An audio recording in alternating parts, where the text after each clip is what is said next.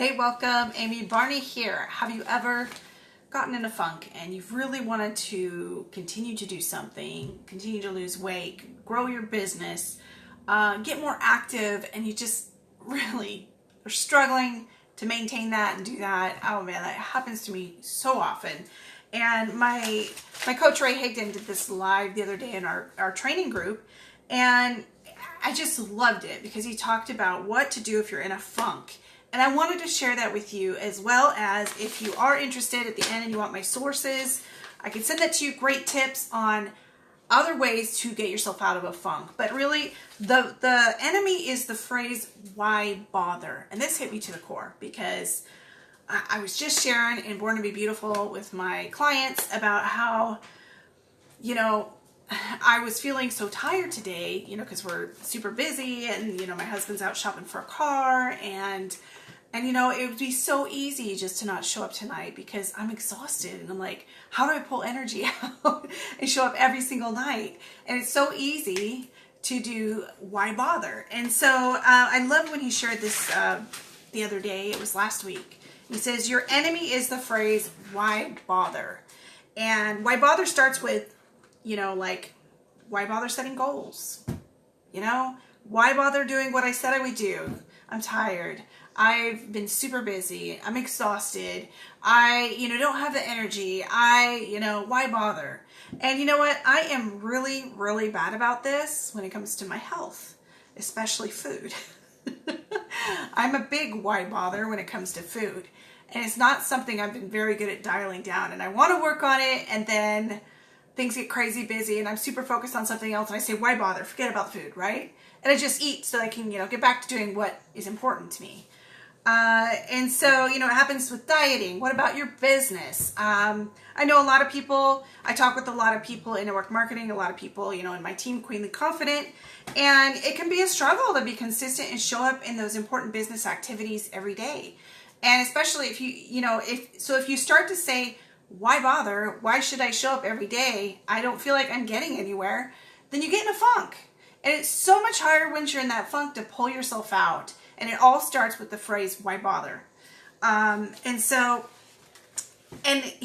Ray Higdon talks about you got to set yourself up to do the things you don't want to do. And he mentioned how he's really dialed in on his business activities, and I'm pretty good about that too. My days when I'm feeling in a funk-ish they're just low production days. I don't stop doing what I'm supposed to do. It just may be a lower production day, but I never don't do the things. And so it's so much easier to bounce back if you are at least showing up in a low production way, however that is for you, rather than deciding to skip it altogether. Again, like I said, I've got this dialed in pretty good with my business activities. I've become really good at doing them. And even when my daughter was in the hospital, I still got in the time. I still got in some stuff. I still did some stuff. It wasn't what I had planned, but it was low production, but I still did it. I totally suck at it when it comes to my diet. And when it comes to going to bed at a good time and waking up at a good time, I'm like, why bother? Why not just sleep in? I don't have to get up. Even though I want to, and it's a goal of mine, why not just stay in bed? And it all starts with that phrase, why bother? All right, so he says, the key is when you have a hard day, just do a low production day, whatever that is. And I'm talking specifically, this was designed, it was for business activities that we're talking about, but don't do a no production day. That leads to the feeling of why bother. It leads to a funk. And so low production is your friend, and no production equals why bother. And when you don't feel like it, just plug into those things that lift your spirit, plug into those things that inspire you. Read a good book, a personal development book, plug into your tribe, get your, I'm plugged into some coaching communities. And so every day I'm in there and I'm getting inspired every day. And that really helps to mitigate that why bother because I'm plugged in. And so whatever that is for you that you need to do so that you don't get to the why bother and then stop doing the things you need to do, definitely plug yourself in. So I just wanted to share that. It was something that really kind of impacted me.